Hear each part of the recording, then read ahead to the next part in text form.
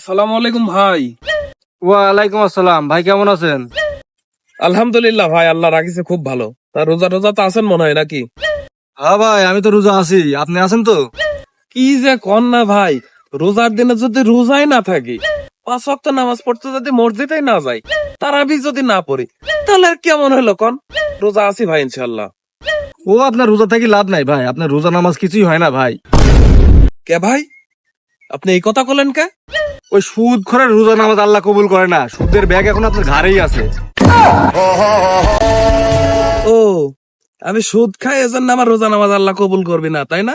আর আপনি যে আপনার বলে এরকম করে ঝাঁকা ঝাঁকা টিকটক করেন, সেটি আবার ফেসবুক ইউটিউব টিকটক আপলোড করেন, আপনার রোজা নামাজ আল্লাহ খুব কবুল করবে নাকি? শালা আমাকে বউ ব্যবসা করুক, ওই শালা বউ ব্যবসা হালাল ব্যবসা।